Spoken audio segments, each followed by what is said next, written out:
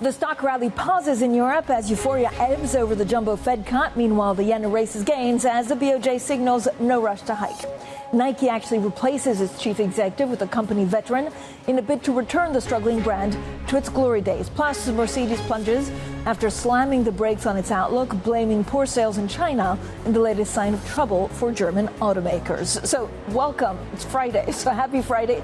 TGIF, it's been a long week, certainly if you're a bond trader or even an equity trader. This is the markets overall in Europe. Now we're seeing, again, a little bit of positioning maybe after a pretty big week in terms of central banks. BOJ today saying, of course, that rates are unchanged, but they're very much in focus because they're indicating now a path towards tightening as inflation accelerates. So yen fluctuating a little bit. Here in Europe, you can see the CAC 40 and the FTSE down 0.5%, the DAX down 0.8%. Now, I would suggest the most interesting story is what's been happening with the yields, of course, in the U.S., 10-year 3.711.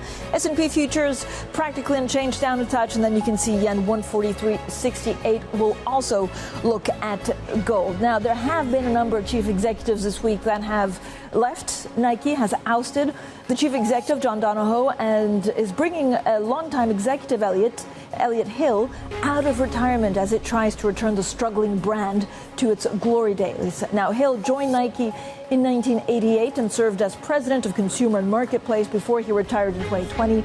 Nike slashed its revenue forecast in December, losing ground to competitors.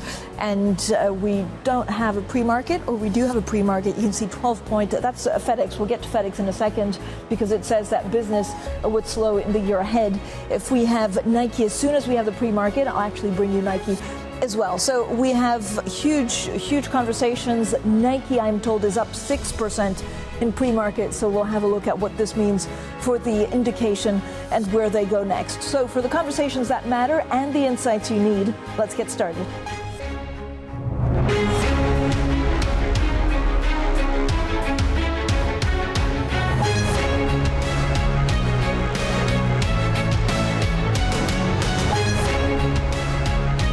Newsmakers and market movers. This is The Pulse with Francine Lacqua. Well, good morning, everyone. Happy Friday. Welcome to The Pulse. I'm Francine Lacqua here in London. Now, European stocks a little bit lower after a record close on Wall Street yesterday. Again, jobs data reinforcing expectations of a soft landing for the U.S. economy. Well, joining us now, Beata, Manthey, head of European equity strategy at Citi Global Markets, and Bloomberg's Paul Dobson. So thank you, Paul. Thank you, Beata, as always, for joining us. It's been a big week. I mean, we survived it just about. I don't know what your trading floor would say. One more day to go. One more day to go. But actually, you know, the Fed managed to do this cut, but also not giving the market reason to panic, which I have to say was quite equilibrated. Absolutely. So it was quite an encouraging message, right? We were told cuts will continue, but actually all signs from the economic activity point to soft landing. So that's, of course, that was a hooray in the market yesterday. But what we argue is, yes, that's great. That's definitely a positive catalyst. But I just worry there are quite a few other reasons to worry, and the balance of risks is not completely yet pushed towards the positive. Yeah, Paul, is that how you view it too? When you look at some of the concerns or some of the market chatter, are we too quick to take the inflation threat off the table? And is the Fed actually trying to get ahead of the curve because they were behind the curve? We do have all of those concerns playing away in the background there, Francine. Yesterday, of course, we had a really strong day right across the board. Everybody was feeling very optimistic and happy about the Fed decision, but there are still those lingering doubts as well. I think today is going to be a bit of an anomaly. We have big options expiries, and that's going to shake things up a little bit. Plus, maybe there's some profit taking going on as well. So hard to get that clean read immediately. But it's true that the Fed is, and what it's going to do next is still relatively inconclusive. So none of the major banks seem to be able to agree. Are we going to see 25, another 50 and 25, more aggressive cuts? Is inflation, like you say, going to come back? All of those doubts and concerns are playing in. What we do see from the bond yield curve is some steepening there. So lower short-term yields, higher longer-term yields, and that does suggest potentially a little bit of inflation concern. But the market has not gone crazy or wildly out of control. And like you say, it does seem like the Fed was able to more or less pull things off without causing too much volatility.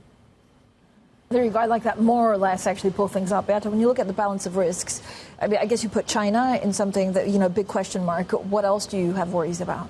So China definitely has put a huge pressure on European stocks, especially European stocks with big revenue exposure, right? We find that they actually, just like last year, they've been a better way of playing China exposure. They outperformed the benchmark, outperformed China.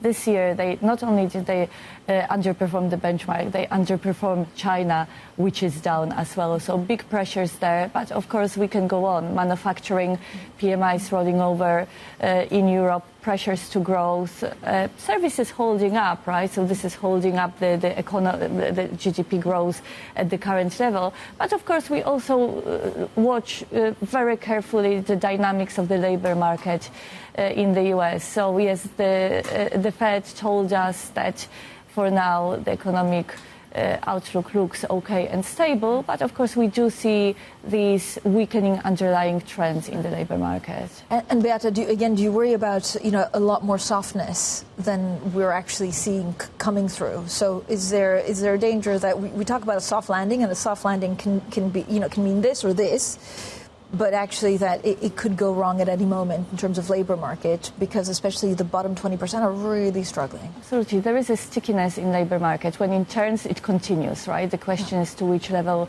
we are going to get. Our economists out of the US are more bearish on the outlook. This is why we have, of course, if indeed that happens, it comes with a silver lining of more cuts from the Fed than the market anticipates. And at the end of the day, nothing points out to a deep recession, right? So that's positive. But what I really worry about is all these downgrades. And while cyclical markets like Europe have been seeing huge downgrades to the EPS since really June. Beforehand, we've been seeing upgrades. The market was outperforming. Cyclicals were doing well. And then everything turned through many catalysts that before were positive. They turned into headwinds. So, Paul, a couple of other things we're watching. So China is, thinking about removing some of the major home buying curbs. Again, this kind of goes to the fact that they're just really worried about that sector. So I don't know how that's playing out in the markets. And then we had the BOJ. Yeah, well, we don't have a great deal of positivity coming through in China's markets. Even with those moves today, there were some gains for the property developers, at least. But, it's all incremental steps. It's all, supportive, yes, but not that big bang thing that's really going to cause a big turnaround for the economy. And nor does it seem like policymakers particularly want to deliver that. And I think the market has kind of gotten used to that by now. So, yes, we kind of continue with that sort of growth in the 5% area there or thereabouts, with extra stimulus like these property measures where needed to help things along for now. Now, that is pretty significant because people can now, in theory, if this all happens, buy more easily in the biggest cities in Beijing and Shanghai, and that will make a difference there. But again, not so much right at this moment in time that it's going to have the entire market jumping for joy. So, what's the right way to actually navigate some of this China weakness through European equities or other equities? So our biggest worry about what will happen out of China going forward is we won't see a big stimulus to stimulate consumer demand, right, and stabilization in this negative sentiment. So consumer stocks still could see some pressure, or at least the stocks with the exposure to China. We've been polling the analysts that cover these stocks. Do you see would you be buying the weakness in any of these stocks? And the only ones that told us there are some positive signs, or the market went down too much, overreacted to the downside, is tech sector. And just about, if you need to push it to get some green shoots, is the metals and mining sector. So inventories of iron ore in China at historical record lows. Beata, just quickly, when you look at the price of oil, it's almost a free stimulus, though, right, for the world economy. So that's one thing that's going the right way. Absolutely. So again, always about the balance of risks, right? There are some positives, and of course, if the dollar continues to weaken, that would be a positive for the outside world. Then we are heading into the elections in the US. We think on margin, if Harris wins, that would be on margin positive in relative sense for the outside world, right? So it's not all lost. But what really worries me the most is that the downgrades we've been seeing are only going to accelerate into the reporting season. And we run this proprietary earnings revision indices, and the European index as of this Monday, hit almost -40. It really hardly ever happens, right? So it's almost a record extreme number. Yeah. And what it tells us is you have very high likelihood of downgrades to continue and EPS being cut. Right, so that's the bad news. That's very interesting. So we'll talk a little bit more about that, and especially maybe focusing on the retail sector. Beata, Manthey, thank you so much. And thank you also to Paul Dobson, Bloomberg's executive editor for Asia Markets. Paul, you can actually have a break now. It's Friday evening after a big week for you and the team. Coming up, Nike jumps pre-market as it brings a company veteran out of retirement to try and return the brand to its former glory. We'll bring you the story next, and this is Bloomberg.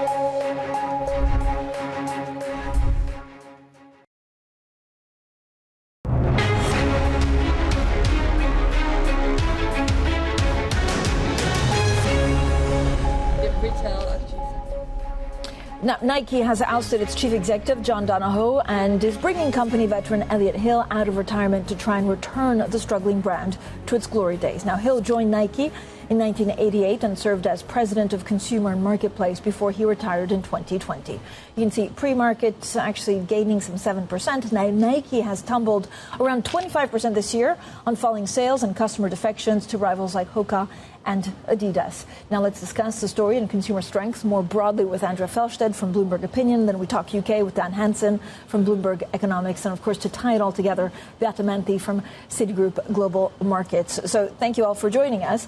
Andrea, I mean, this feels like a huge deal, because they need to go back to the previous chief executive, but also how did they fall so far?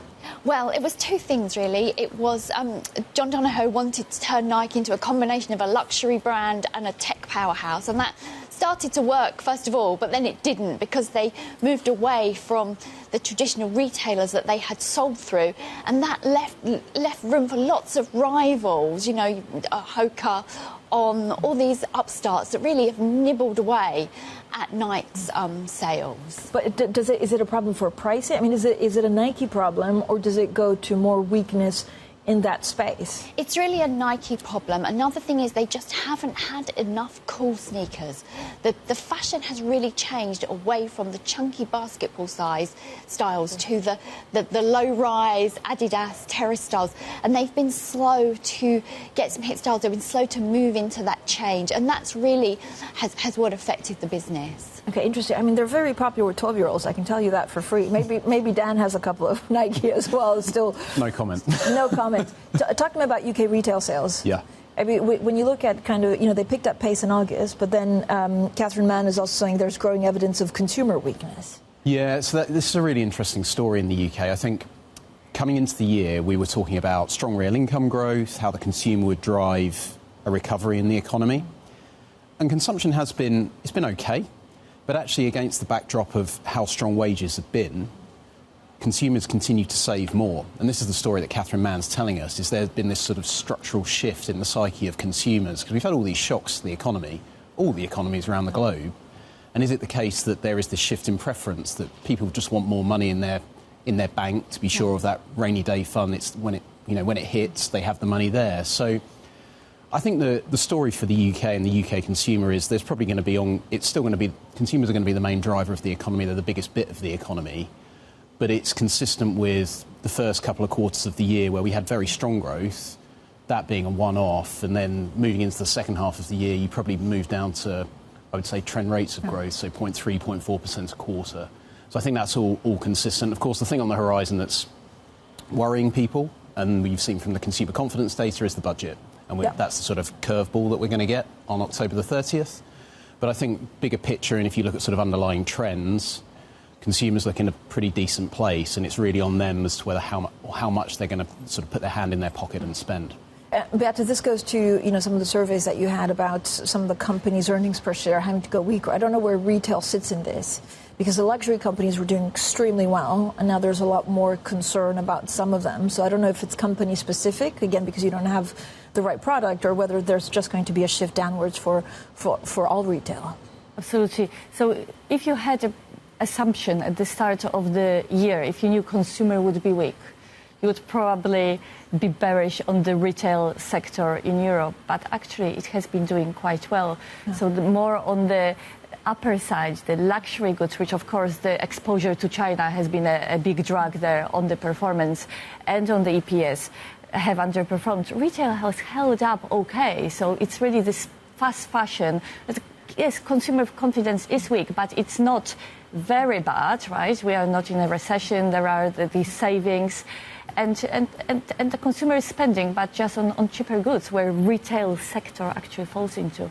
Yeah, I mean, it's interesting for the UK because some of the surveys basically point, and we've talked about this on the program, is that actually the new government has been talking down the economy, and so it's maybe not a signal of further weakness, as you say. It's just people saying, well, let me see what's in the budget, let me see what happens over the next couple of months before I buy that new purchase. Yeah, exactly, and it's the point Andy Haldane's made quite publicly that Rachel Reeves shouldn't have come out and talked about this black hole. She should have come out and had a plan to deal with it, just sort of, if you like, scaremongering. I mean, the government inherited, if you think about it, if you go back to the summer when we had the election, the government has inherited an economy in sort of, if you look at near-term indicators, pretty good place. Inflation's pretty close to target, unemployment's low by historical standards, you've got growth well above trend, at least we did have.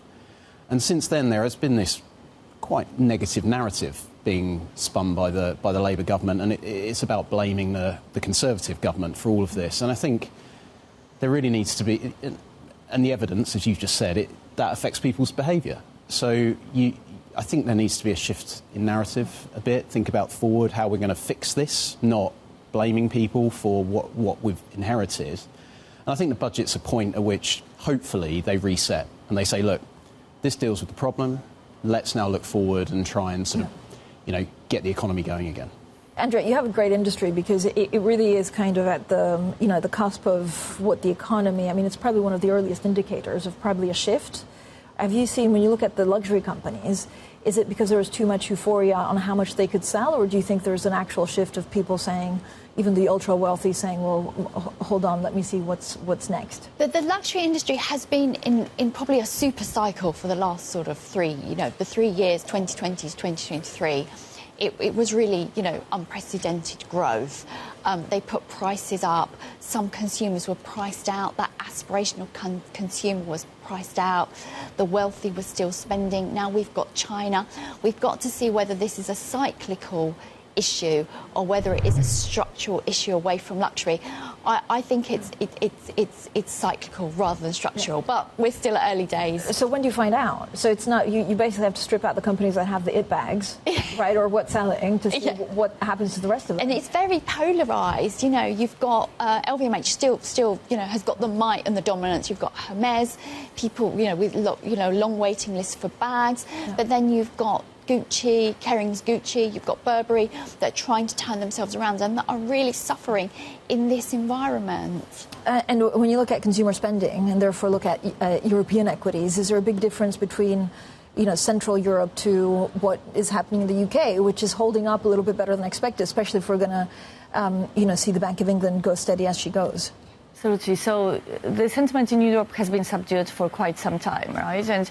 But what I would point out in the UK, which stands out to me, the way I look at things from the economic perspective, is that the UK GDP, well, both the Eurozone and UK GDP have been very weak last year. They've been upside this year.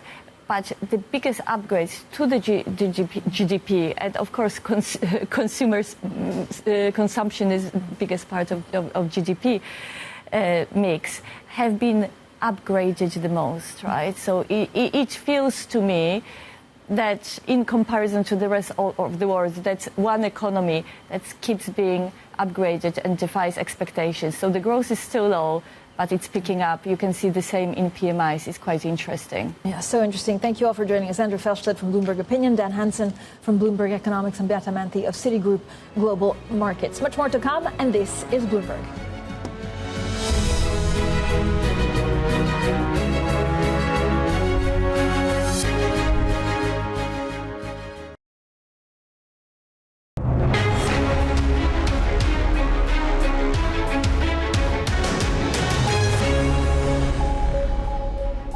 Bloomberg has learned that the German government has started an internal probe into the handling of the Commerzbank share sale. This comes after the transaction allowed Italy's Unicredit to swoop in and take a major stake in the lender. We understand the office of the Chancellor is not happy with the outcome of the placement last week, which was overseen by the Germany Finance Agency. And Apple launches its iPhone 16 lineup in stores in over 60 countries today, including the U.S. and China. Well, the latest model will not come installed with the hotly anticipated Apple Intelligence AI software that the company has been touting since June. Now, those features are expected to be available for download in the coming weeks and months. Coming up, Israel ramps up its airstrikes across southern Lebanon as Hezbollah's leader vows retaliation. We're live in the region next, and this is Bloomberg.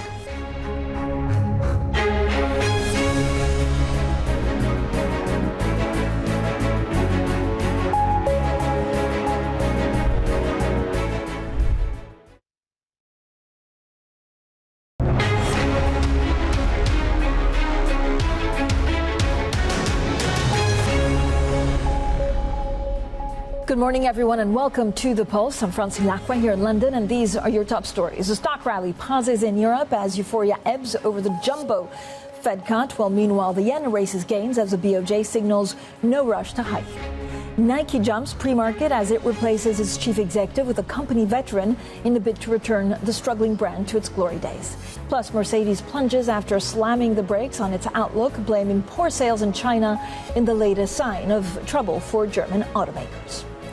So on to geopolitics, and Israel has launched extensive airstrikes across southern Lebanon, stepping up hostilities after it declared a new phase of war against militant group Hezbollah. Now, this comes as the leader of Hezbollah has vowed to retaliate against Israel, blaming it for the mass explosion of telecom devices. This will be confronted with a severe reckoning and a just retribution, in expected and unexpected ways. But because this new battle involved hidden hands, let me change my approach. I will not talk about a time, a form, a place, or a date. Leave the subject, and the news will be what you see, not what you hear. Let's bring in Bloomberg's Jumana Bersetche. Jumana, I mean, these are some pretty incredible things that have happened in the last week. Heaviest strikes by Israel in Lebanon since the start of the war. How's it impacting everyone on the ground?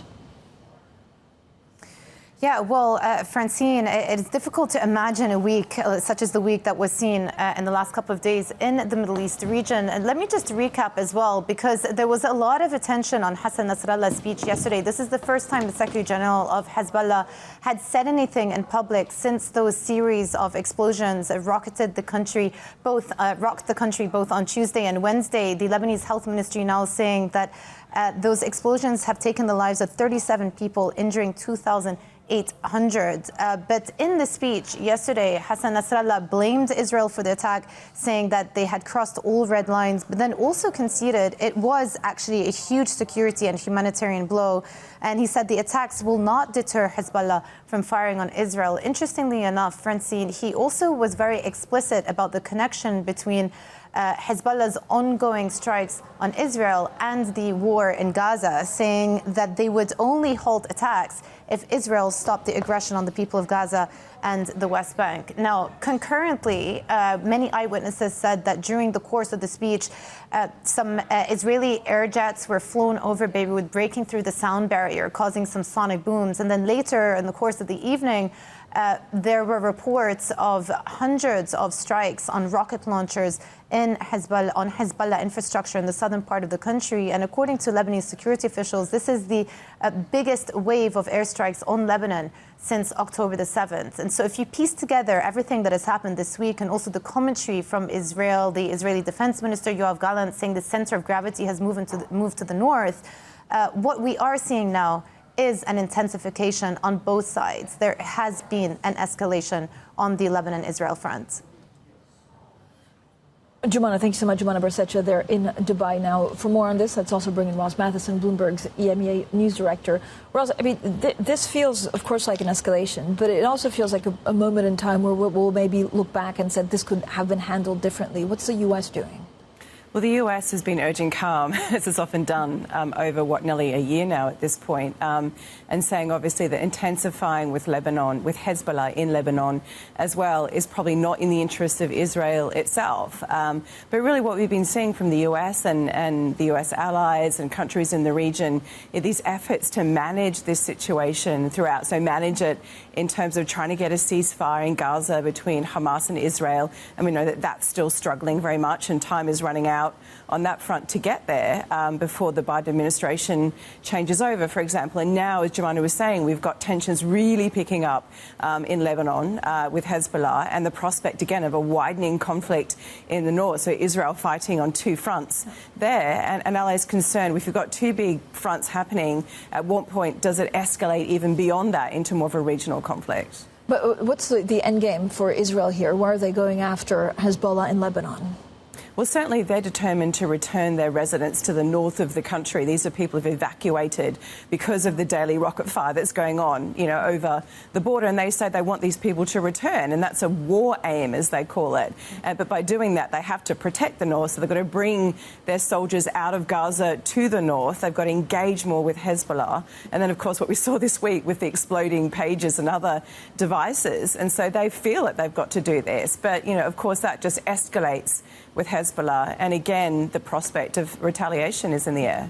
Rosa, is this playing out actually in U.S. politics? So Donald Trump yesterday at an event was suggesting that his support for Israel should bring in more Jewish votes. It was interesting because he was speaking to a Jewish audience, but he was sort of criticising them at the same time. He was saying it was possible if he lost the election that their votes would have been the cause. If they don't vote for him and he loses, in a way, it's their fault, and complaining that he's not being treated well, as he put it, despite being a supporter of Israel. So he was repeating that quite a lot in his comments yesterday. He was also, yet again, this has been quite controversial during the campaign, saying that Jewish Americans need to show loyalty to Israel versus loyalty to the country they perhaps have born and grown up in, which is America. And we saw a rebuke that came pretty quickly from a Jewish organisation after that, this sort of tropes, they say, around dual loyalty, because it's not so clear-cut in terms of support for Benjamin Netanyahu amongst Jewish Americans, even if they support, people in Israel who've been,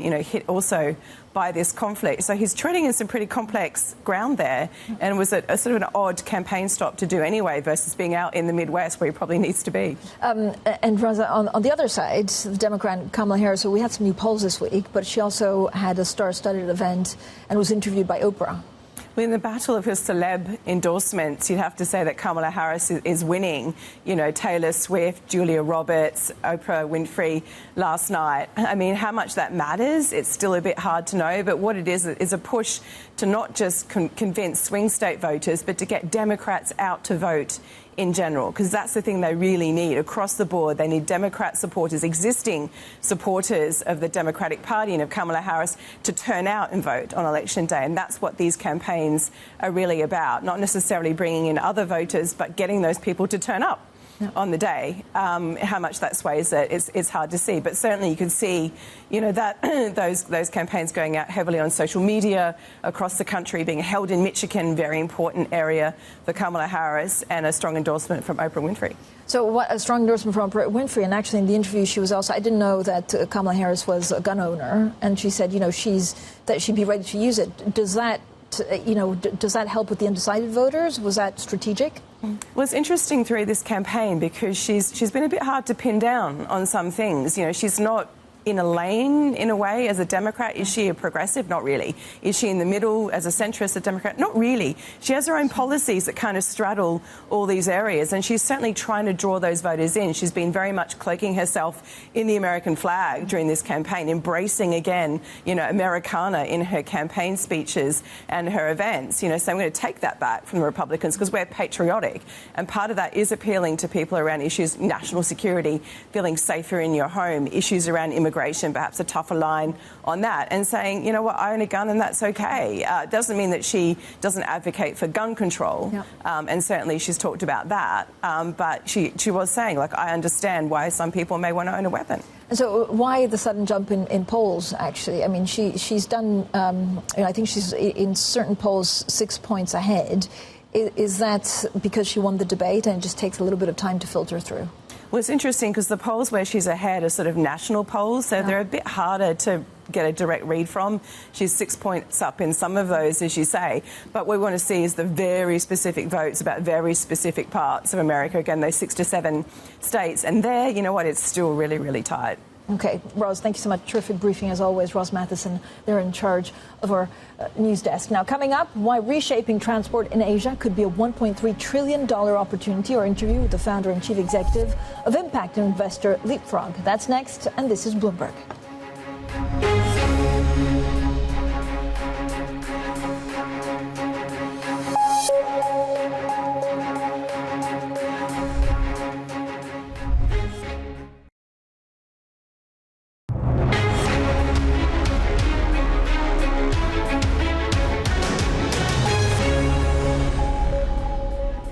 Impact investment firm Leapfrog and Singapore's state-owned Temasek are launching a new report today on what they say is a $1.3 trillion opportunity to reshape transport in Asia. Now, the joint release focuses on unlocking the power of affordable EVs, offering a clean mode of transport to millions while reducing emissions. Now, this comes as Leapfrog's chief executive prepares to go to New York Climate Week to speak about the significant investment opportunities as the world transitions to cleaner fuels. Well, I'm very pleased to be joined by Andy Kuper, the chief executive of Leapfrog. Andy, welcome to the program. You're on your way in transit, actually, to New York to talk about Climate Week. I don't know whether there's many more investments than people care to talk about because of political backlash. So do you see the money there, but kind of hidden because people don't want to advertise it? Well, there is an extraordinary amount of capital that is looking to invest in the transition to electric. It is happening at great speed, and we do as a world need to bring that curve down of emissions. We see amazing companies across Asia and Africa, for example, which contain together over 5 billion of the world's 8 billion people that are delivering, whether it's electric vehicles, rooftop solar, new innovations in food and agriculture, to that huge population growing at extraordinary rate, and they can take a lot of capital. So investors are getting excited about shifting from risk to opportunity, and that's what we're meeting next week in New York to discuss in multiple forums. So, Andy, where would you deploy capital right now in a smart way? We see India is tremendously exciting. So we have just released this report with Temasek, but also 2 companies, Mahindra and Battery Smart, that are serving this $1.3 trillion opportunity around electric mobility. If you think of the millions and millions of vehicles that are being bought every single year in India as people grow in their wealth levels, if they keep going on intensive carbon levels, if they have the usual fossil fuel engines, we're going to blow the world's carbon budget. Whereas electric vehicles are not just now better, they're cheaper. They're 40% cheaper over their life. So there's an opportunity now to roll out cheaper, better and cleaner vehicles to literally billions of people. But Andy, it's very difficult to find the right one, right? I think in China they have about 100 producers of EVs. A lot of them are viable also because the government is pumping a lot of money into it. In Europe, you have players that haven't quite managed to go, for example, to the level of Tesla. So where, as an investor, is it the components? Is it the parts? Like, where do you actually deploy that capital? Well, you're absolutely right. And obviously what you want is managers and investors who know the market well. Right. I've been working at Leapfrog for almost 20 years, almost 30 years since I lived in India. We really focus on finding those incredible companies, often in the private markets, they're not yet in the public markets, and growing them at scale. So you have to go to the folks who have worked there for a long time. But are there opportunities across the value chain? Absolutely, across every single piece.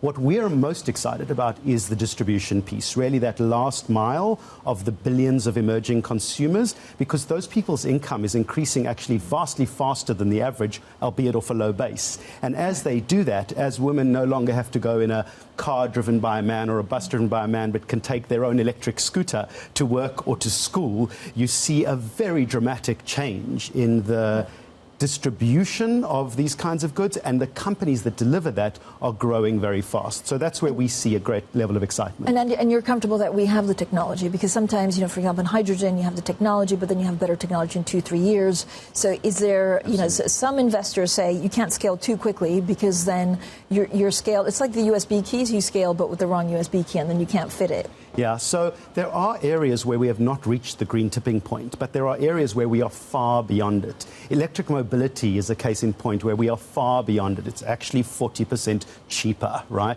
So you're getting something that is cleaner and cheaper. But there are other areas, like areas of food and agriculture, or the built environment, or solar panels on rooftops, where it is much cheaper than the grid. The old grids can be incredibly inefficient in these markets, whereas new and exciting solar panels can be really efficient and very good for people, and they can actually feed back into the grid. So we are seeing areas where that tipping point has been reached, and we actually call it the green discount. It used to be you had to pay a premium to get your Tesla or whatever it was. Yeah. Now there's actually a green discount if it's approached in the right way. So in those tipping point areas, investors really can deploy trillions, and our report today really reveals that. And is there enough appetite? Again, so what you're working on is in emerging and impact markets. Impact markets had a resurgence maybe 2-3 years ago, and I don't know whether, as returns were in certain places a little bit lower than promised, investors have second thoughts or have slowed down the amount they're putting in. Sure, there are always markets like Ghana or Sri Lanka that have really struggled, but if you look at some of the major markets, whether it's Kenya, Vietnam, Indonesia, India, in which we invest, the markets are growing very fast. India is now the 4th largest economy in the world, projected to grow at 7-8%. It's bigger than the UK. It's growing vastly faster than the UK. So these markets where you can have the biggest impact on the most people are not necessarily small, uninteresting, or the most challenging. They can be the most exciting big markets. And so you really can achieve what we like to call profit with purpose, where you generate outsized profits and outsized impact. And because you're serving customers well, you're able to do incredibly well as a business and ultimately as an investor. And I mean, India has been really, over the last 2 years, the biggest hope that the world is seeing. And then you speak to chief executives on the ground, and they say their main concern is red tape, is actually getting approvals because there are so many layers of bureaucracy. Does that hurt or delay some of your investments there? Well, I've been working in India, as I say, for over 30 years, and there's been a steady improvement in this. The regulatory approvals come quicker, the support for business goes faster, and the local ecosystem gets stronger. The ecosystem for exits, for deal doing, has completely transformed, with multiple local and international funds going in. And so if you operate there, as Leapfrog does, and it's our largest market, and our companies, tens of companies, serve over 200 million people in India now. If you operate there, you are in a whole new world of efficiency and opportunity. It's not without its challenges, but by the way, nor is the UK or the US. And so we're seeing a very different contour as to where you should invest in this new world, because these markets are often bigger, faster growing, with more opportunities and rich ecosystems, as well as more efficiency. So would this mainly be for infrastructure in India? And we hear a lot about these public-private partnerships. We see Microsoft also, coming into some of these markets, really trying to be a catalyst. Does that impact what you're trying to do? The public-private partnerships are a good opportunity, but I would say to people that the idea that it all has to be enabled by the public domain or the government is not necessarily true. You can have so many companies that just in their own right, are very exciting opportunities. And so what we're seeing is a real change in how people go about it. Some of the biggest investors in the world are arriving in India in force to seize the market opportunity, and they're going in with the usual expectations about risk and return, and not depending on the government to do that. Climate is a great example where there are so many businesses seizing this opportunity. It's not necessarily only in infrastructure. So we talk a lot in climate about decarbonizing the rich and Western countries. We talk a lot about infrastructure in the global south, but we don't talk enough about those 5 billion emerging consumers and how you serve them and the companies that serve them. And so I hope this can be a big topic of conversation next week in New York. And Leapfrog alone has reached, through our companies, 588 million people.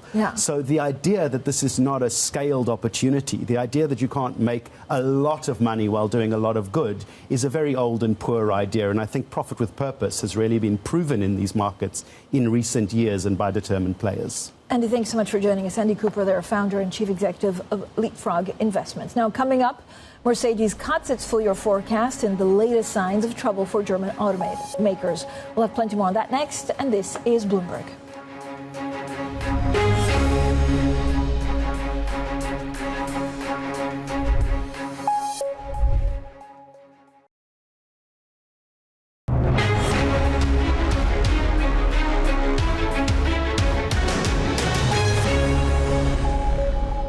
Well, Mercedes shares slumped the most in 4 years after the firm slammed the brakes on its full-year outlook, citing poor sales in China. Now, the luxury car maker's chief executive says he's preparing a new EV product offensive in the country. Well, we're now joined by Danny Lee from Bloomberg's Asia Transport team. Danny, thank you for joining us. What exactly is behind the problems at Mercedes, and how much trouble does this speak to the wider German auto sector?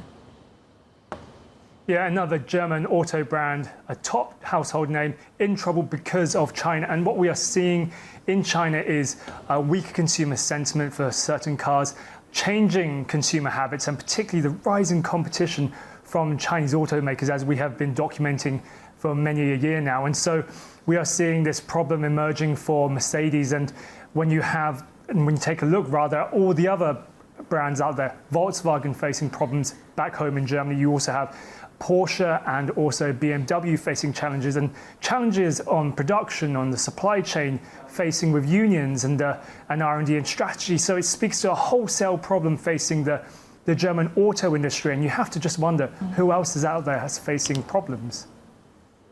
Yeah, it's pretty concerning. So what's the latest with tariff talks between China and the EU? How much closer, Danny, are we to a breakthrough?